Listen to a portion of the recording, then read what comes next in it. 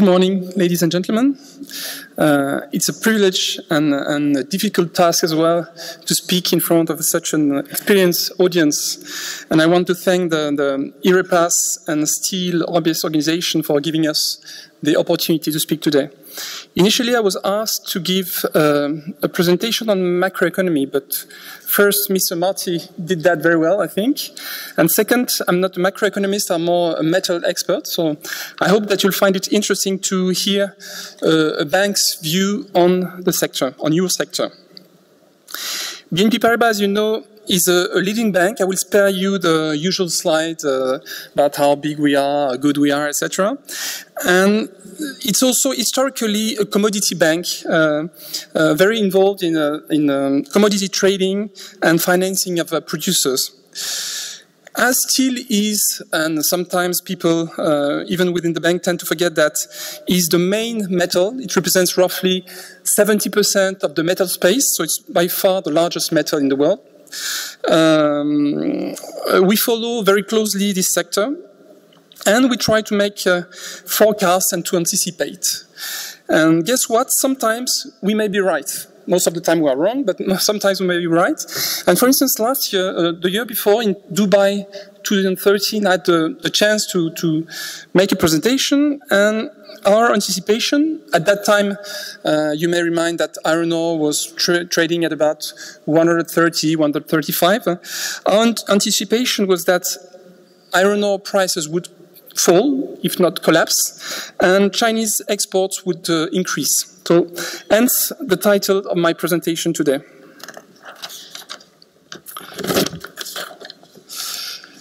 So, first part of my presentation, I will focus on recent developments, essentially 2014. It's enough because a lot of things have changed over the past few months.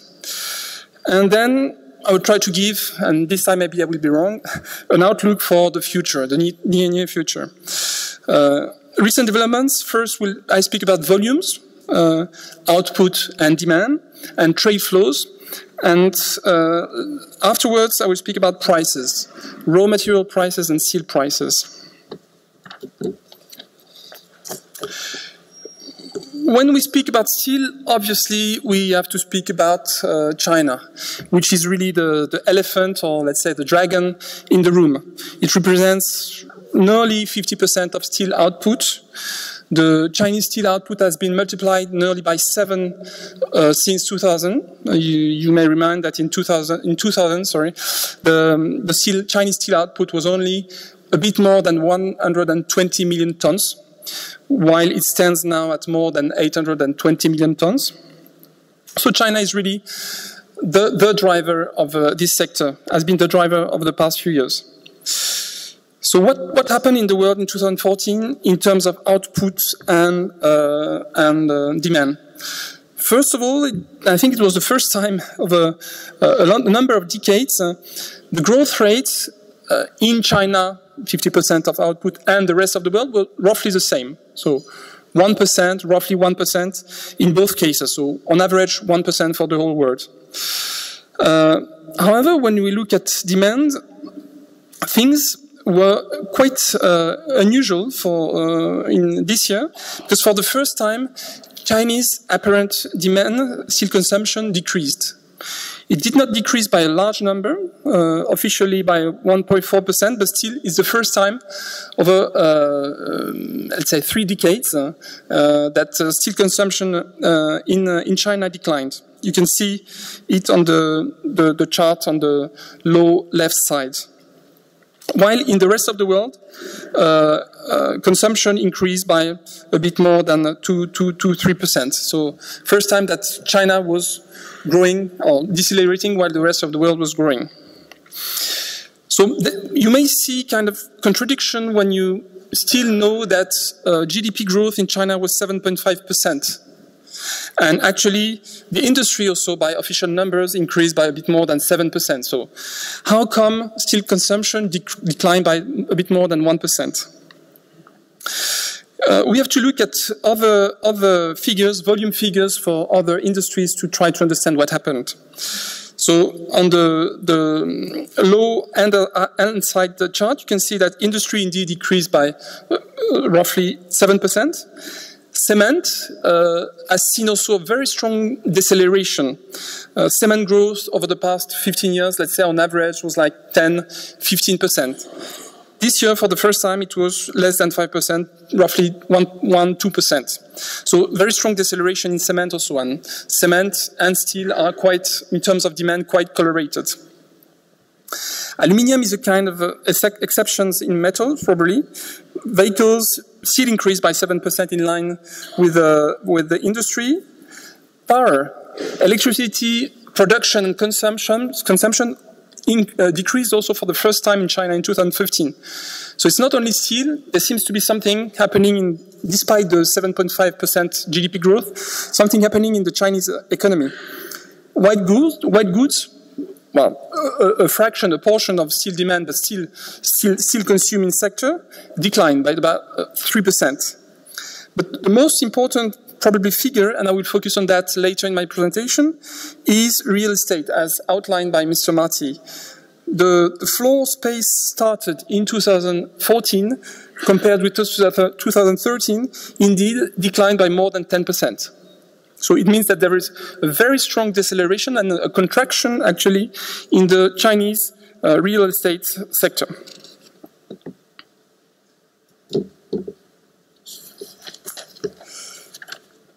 So, 1% output growth in China, minus 1.4% consumption. So, obviously, this still has to go somewhere, and it went to export markets. Actually, if you calculate the numbers, 1% plus 1.4% of contraction of steel demand is, let's say, 2.5%, multiplied by 800 million, let's say 20 million.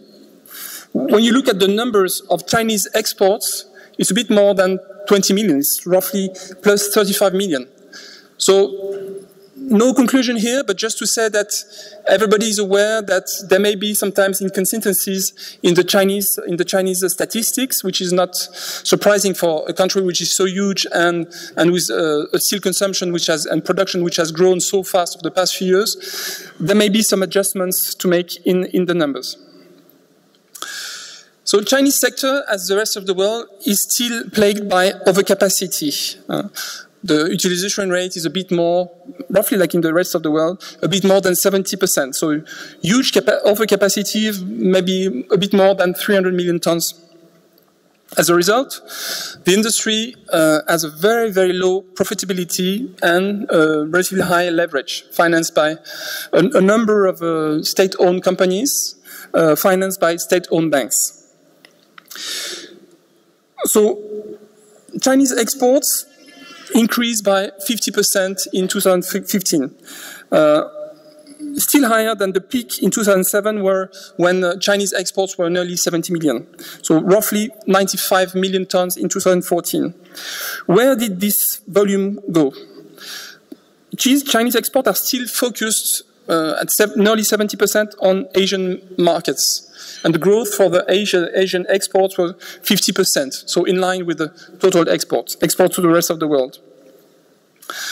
Now, if we look region by region, Europe has seen an increase of Chinese imports by 14%, which is far less than the growth of Chinese exports, and which is probably explained by some kind of protection, tariff or non-tariff of the European markets. South America has seen huge exports as well, more than 55%.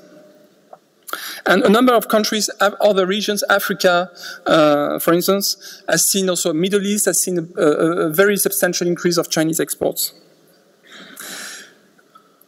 What is quite, let's say, unconventional in China is that you have some export barriers. The country is not willing to export its energy. So for some commodities like steel and aluminium, there are some export barriers. So through the VAT rebate and through also export duties on some semi-finished products. But it's exactly the same in the aluminium industry, where you have 15% export duty on aluminium ingots. But exactly like in the aluminium industry, these barriers, export barriers set by the Chinese authorities, are circumvented. You know much better than I do how it is done. First of all, there are some classifications of alloy steel, boron added, chromium added now, which do not fall into the export duties. Second, we know that some large bars were, some products were sold like large bars, whereas actually they could be considered as billets. In the aluminium industry, it's a bit the same. So some aluminium wire rods, for instance, are sold and remelted by other companies. So exactly like aluminium ingots. And so plus 50% of Chinese exports in 2014, but we have to see the trend. And the trend is a very clear acceleration through the year, and which is also confirmed, as we'll see later, by figures for early 2015.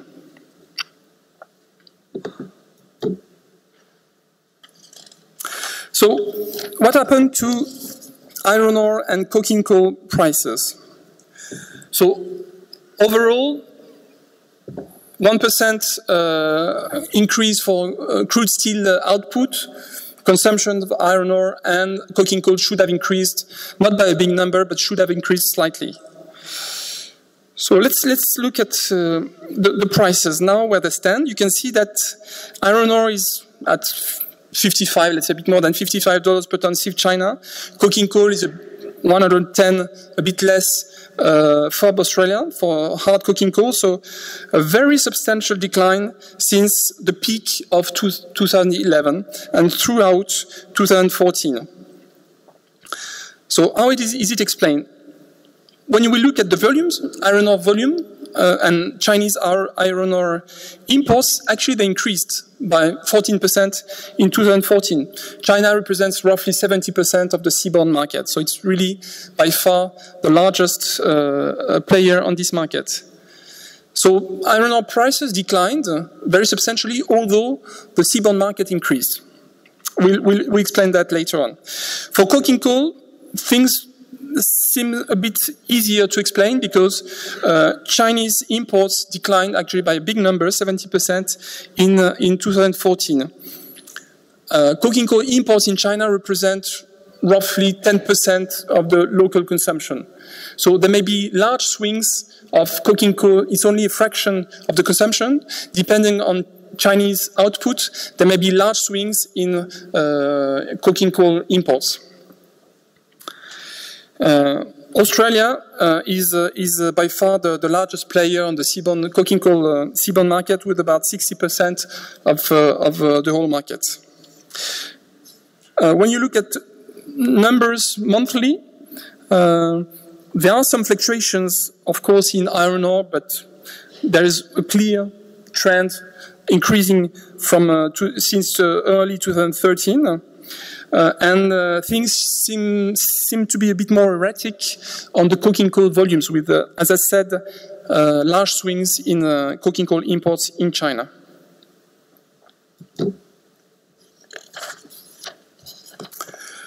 So, Chinese imports increased by 40%, and still prices, iron ore prices are at $55 per ton. How can we explain this? The first thing is that iron ore supply has increased tremendously in 2014 and is expected to increase even more in the coming years. That is really something which we were, as a bank, and we were not the only one expecting since 2012 or 13, because we could see a number of new projects when iron ore prices were trading at 130, even more than 140. We were seeing a number of projects coming on stream last year, this year, and next year. So this was something anticipated. However, we have not anticipated the extent of the decline. We were seeing, let's say 2013, our guess for 2015, iron ore prices were more like 75, could be 70, but not 55. So what has happened? Indeed, supply has increased tremendously, and in particular from the majors. So the majors, BHP Billiton, Rio Tinto, Vale, and now FMG, Fortescue. So in 2014 alone, plus 90 million tons in Australia, 30 million tons in Brazil by the major producers. So it seems that the strategy, and it's low cost production, it seems that the strategy of what was called initially a cartel.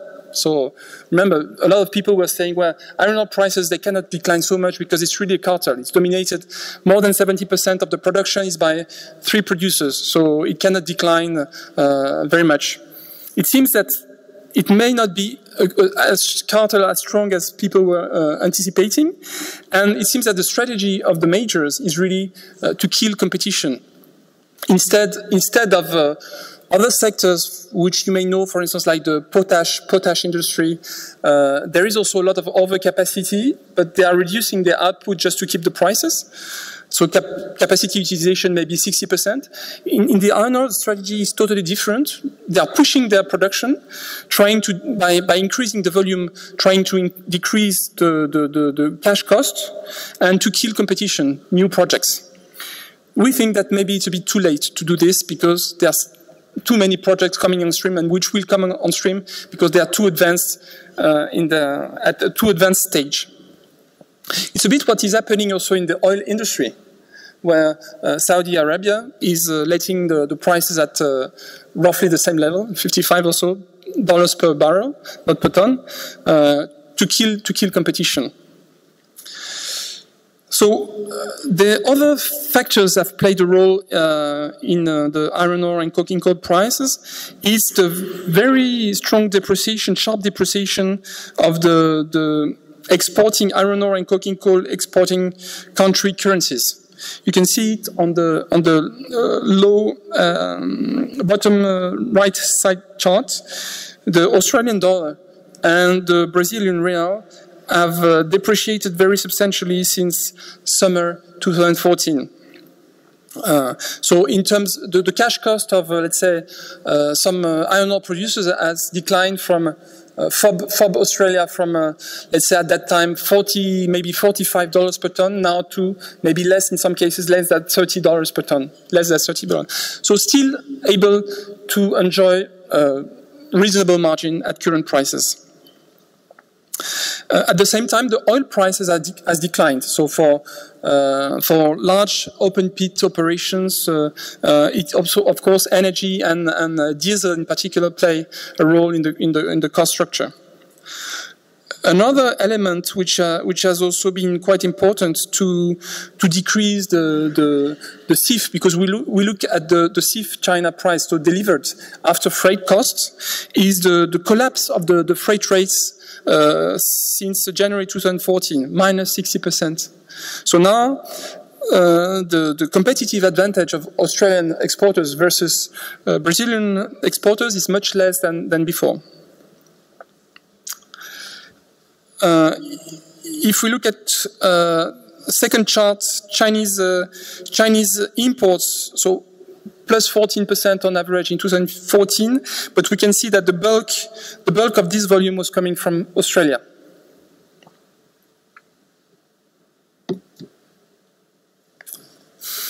So now, what happened to steel prices in this environment?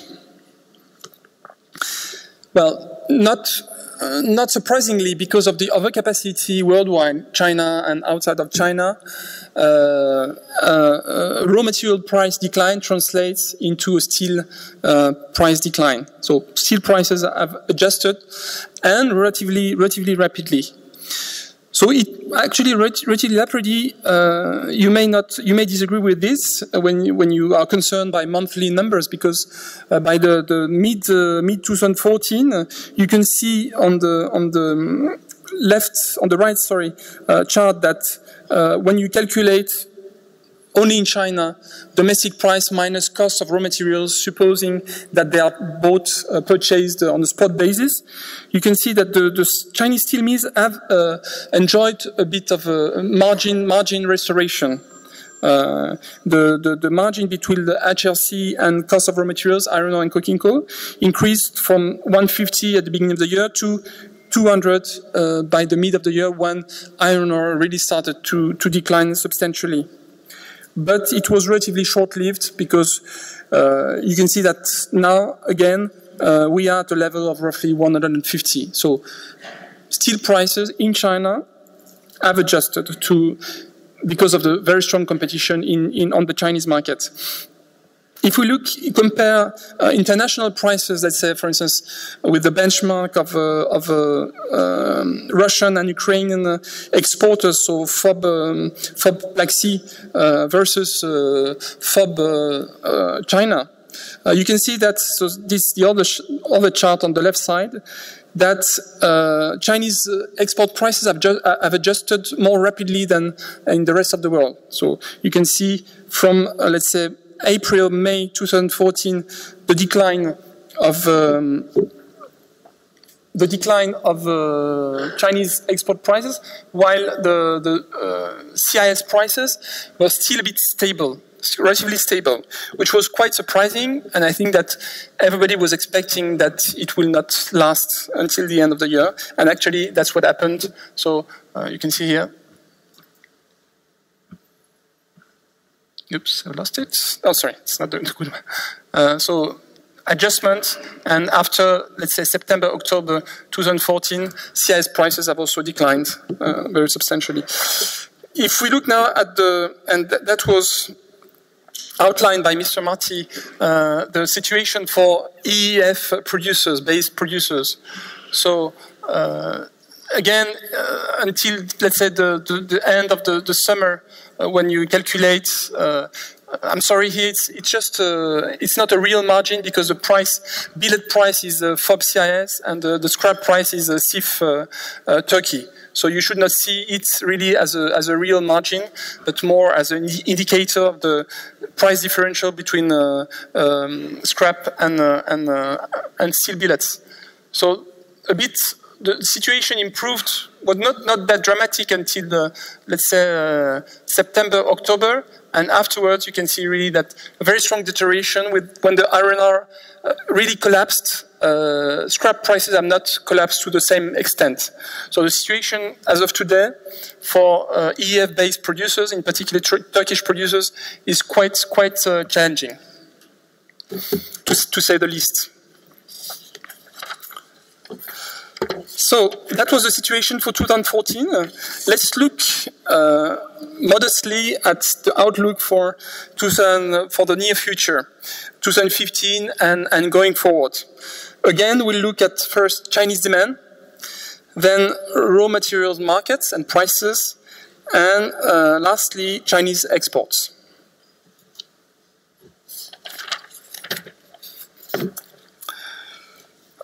First, we believe that we have not seen everything in China in terms of steel consumption decline for a number of reasons. And actually, early 2015 figures, so January, February, and the first part of March, seem to indicate, I say seem because, again, we have to be quite cautious with the statistics, but seem to indicate a roughly 2% contraction in steel demand in China. So there are a number of reasons for that. First of all, if you look at the left-hand chart, you can see that since 2000, the composition, the breakdown of Chinese GDP has evolved dramatically. Consumption has declined from let's say 60% to less than 50%. So it includes households consumption plus the government consumption, while investments increased from 35% to roughly 50% of GDP. So 35% in 2000 was already a large number. In most countries, let's say in the OECD countries, investments in terms of GDP is between 15–20%. Let's say 20%. In Korea, Japan, even when there was a boom and GDP was growing at about 10%, the maximum which was reached was 40%. And on average, it was more 30–35%. So China was already starting at a very high level of investment in the composition and breakdown of GDP, and it has increased further over 13, 14 years. And 50% of investment in GDP is not a sustainable number. And it's also, the Chinese authorities are the first one to say that the economy has to be rebalanced. They are trying to promote this, but it's not something very easy to do while keeping GDP growth at a reasonable level. So it will decline, that's for sure, to levels of 30, 35%. And this means that investments which are much more consuming, still consuming than consumption, this will lead to a decrease in consumption. Now, if we look at more specifically at the real estate sector, as said by Mr. Marty, this is probably the main weakness of the Chinese economy as of today. This chart is quite interesting because you see in terms of square meters, so it's millions actually of square meters. The three numbers which are floor space started, floor space completed, and floor space under construction.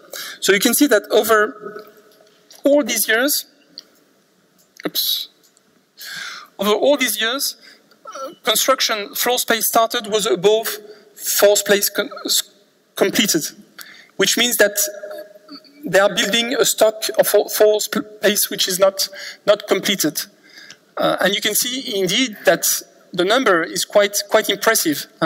It's 8 billion tons of floor space under construction.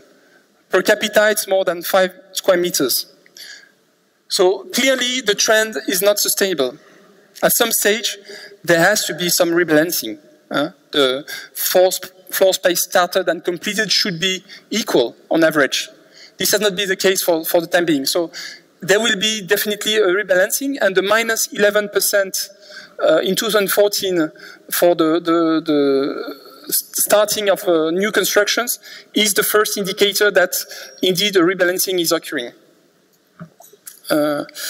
What is, however, a bit difficult to assess in this data, in this chart, is how much steel there is in floor space under construction, because the Chinese statistics do not say exactly at which stage of the project a building is. So it could be that it's very early stage, so that the real estate developers have just purchased the land and made some work, so it's still considered as under construction. Could be the case that already quite a bit of steel has been put on this particular project.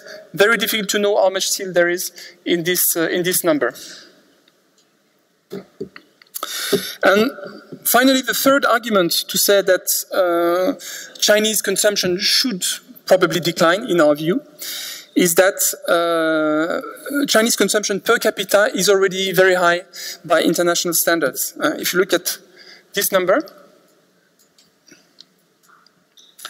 so we are already at, let's say, more than 550 kilos per capita. If you look at European or US number, a bit more than 300 kilos per capita. That's in terms of crude steel per capita. It's well above the OECD numbers, even well above Japanese number. And Japanese, there are some peculiarities in Japanese that, because of its seismic area, they use more steel in construction than many other regions. Plus, also, Japan is exporting steel in goods, in equipments, in cars, exactly like Korea, for instance, which is still not the case, really the case of China. China is not, for the time being, a major exporter of cars, of steel containing goods, let's say, or equipments. Of course, it's well below some Gulf consumptions per capita, but these are really exceptional numbers due to a relatively small population plus a number of real estate projects, huge towers, etc. You know this much better than I do. So, but if you compare with consumption of countries which have a GDP per capita which is sometimes more than China. Russia has a GDP per capita which is higher than GDP per capita in China by 40%. You can see that Chinese consumption per capita is much higher than in Russia or in Brazil, not to mention India. So where will consumption go? Very difficult to say. Chinese authorities sometimes they have been anticipating a decline. Even last year, the CISA officials were saying that consumption in China will decline. Sometimes officials state a number of 650 by 2025. Actually, very difficult to say, but it will decline, we think. So now, let's look at the raw materials. What could be the outlook for 2015 and going forward? First, we should remind that a number of projects were planned while the majors were speaking about a steel consumption, steel production of 1 billion tons, 1.1 billion tons in China. Okay, that's the typical, and they still have this speech. BHP Billington, for instance, they still see, as far as I know, crude steel output in China at a bit more than 1 billion ton. So now, not so many people think that one day crude steel output in China will reach 1 billion ton. And actually, a growing number of people, like we do, think that we have seen the peak, steel peak in Chinese output and consumption.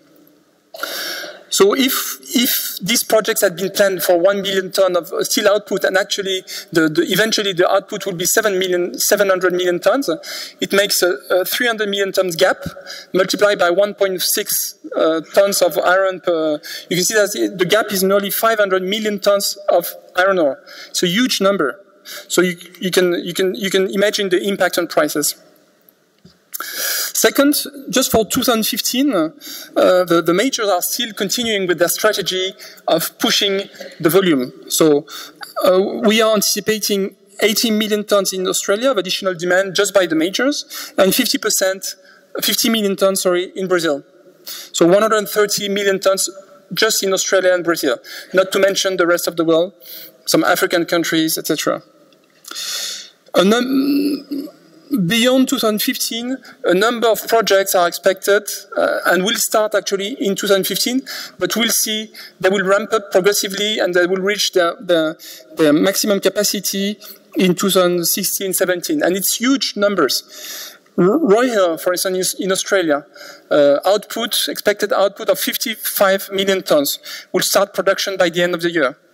So, let's say 2016 and 17, we can expect 55 million tons additional, low cost again. Minas Rio, also of Anglo, has started production but will ramp up progressively and will reach a bit more than 25 million tons in 2016. And there are a number of such examples. So, very large overcapacity expected on the iron ore market. And actually, when you look, despite the price collapse, recent price collapse, the market is still in backwardation. So even at $55 per ton, when you look at price on the forward curve, 2016, for instance, there's still a backwardation. Not huge, of course, but minus $2, $3 per ton. Well, I'm not, contrary to the next speaker, I'm not a futurologist, but it's clear that one day or another, scrap collection in China will increase very substantially because consumption and the time to convert consumption into scrap in China may be shorter than in the rest of the world. So probably by 2020, scrap collection in China and consumption will pick up, hence less iron ore will be needed. So overall, we think that even if there could be some rebalancing on the cost side, oil prices will not stay at $55 per ton per barrel. The Australian dollar and the Brazilian real probably, there will be some inflation following the sharp depreciation, and we can expect some cost increase. Nevertheless, because of this massive overcapacity in iron ore, we believe that prices will remain at very low levels in the, let's say, in the 60s. For coking coal, we are a bit more positive, at least over the next 3-4 years, because higher prices will be needed to develop new projects. And we know that a number of operations in Australia, for instance, now are cash negative. So probably this cannot last and for a very long period of time. And we anticipate a rebound, not to the 300 of the past, but in the range of $140, maybe $150 per ton. Longer term, there will be, of course, the competition of other technologies on the coking coal prices, like DRI is already the case, and other technologies using steam coal. Last slide about Chinese exports. So, as I said, numbers for 2014 and early 2015 seem to indicate an acceleration of Chinese exports. If you look at the numbers, January, February, and if you annualize them, we could be at levels for the whole year of 110 million tons. And some even think that it could be 130, if I understand correctly. So, continuation of the increase. At the same time, you can see on the right-hand side chart that Russia and Ukraine are enjoying, producers are enjoying the benefits of a very sharp depreciation of the ruble and the hryvnia. So they are again the lowest cost producers in the world. So as steel demand in Russia, not to mention Ukraine, is not very well oriented, you can expect, and it's already happening now, that they are going to enjoy their cost advantage and export massively. So it will be a very, very challenging year, this year 2015, and probably 16 and as well, on international markets, because China will still export even more and more, and traditional exporters, CIS exporters, will be very aggressive on these markets.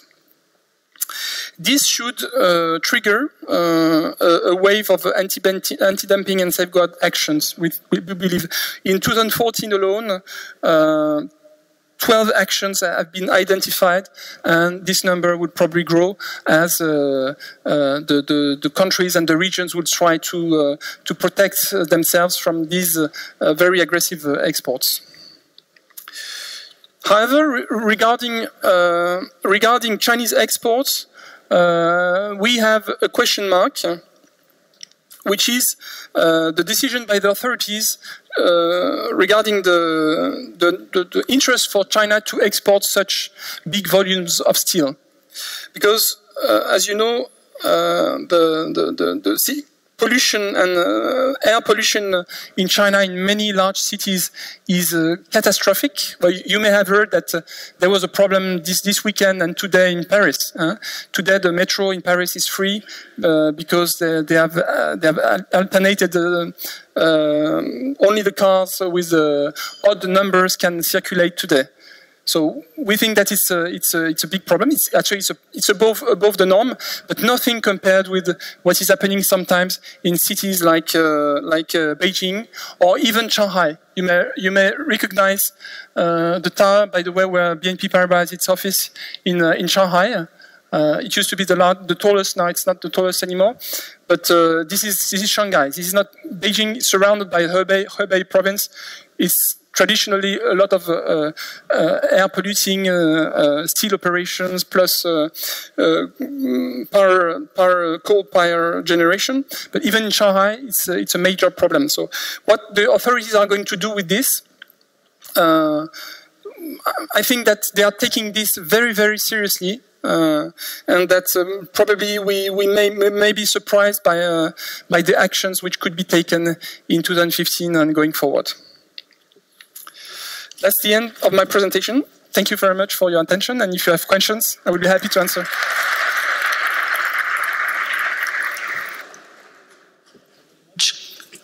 Any questions for Mr. Louvert?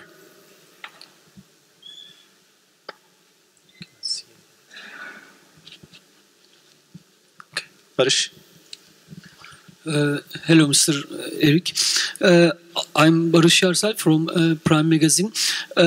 Many people talk about the decline in China's demand for raw materials. Do you think the iron ore prices are going to move down further? Well, it's difficult to say because they are already at such a level, let's say 55. It's not excluded. I mean, if you say that a number, I mean, we are speaking about probably hundreds of million tons of capacity in Australia, in Brazil, have a cash cost, FOB cash cost of could be $30. And the freight rate is Australia, China now is like, I don't know, $6 per ton. Could be 50, could be 45. Difficult to say. Probably not during a very long period of time because freight rates it's quite cyclical. That will probably pick up in the future. But it's in the short term. Yeah, it's not excluded that iron ore prices can continue to decline a bit. And as I said, the market is anticipating, and there is a backwardation now. So future prices are slightly lower than the current prices. Thank you. Any other questions from the floor? Good morning. Do you have any statistics about what percentage of the iron ore imports into China are 57% and below? No, I'm sorry, I don't have this number, but. Because everybody talks about the 62%, but there's still a very sizable import of it's 52, 57. Very substantial. At least, I mean, Fortescue, FMG, they are producing, well, 58, sorry, and it's 150 million tons. So this number should be very substantial. And when you look at the price, there is a discount, a clear discount, I mean, behind the Fe content for these materials, in particular because of the environmental issues. And the opposite is that you have a premium for lumps and pellets because of the limitations on sinterization by the Chinese authorities. It has pushed a bit the premiums. But I'll try to find it. Thank you. I guess there are no more questions. Oh, just one more question. Hello, I'm Aliya from SteelOrbis. I have a question for you that despite the ongoing downtrend in iron ore prices, the economic construction in China and the global oversupply problem for iron ore, Australian iron ore producers like BHP Billiton and Rio Tinto have decided to extend their production in Pilbara region. This decision is considered to be like a suicide for the market among some market players. Do you think their investments can give any results, or is it like Turkey is voting for early Christmas? What is your point of view? Thank you. I wouldn't say that it's a suicide, but it's clear, very predatory strategy to kill the competition and other projects, because at the same time they have declined their cost base to such an extent, of course through the currency, but also through the volume increase and a number of measures which probably were not implemented. And in the mining industry, recently a number of investors and analysts have been surprised by how much room the mining companies had to decrease their costs. It means that they have lived during a period of relatively high prices. It was not their focus to efficiency and cost optimization. So it's clearly a strategy, as I said earlier, to kill competition. As I said earlier, I think it's probably could be a bit too late. Maybe they should have done this a bit earlier. Now there are so many projects which will come. We know that even if they try now, the large producers, I think, to refrain from producing, I think prices will still be low because there are other producers will increase their volumes. So. Thank you very much indeed. Thank you.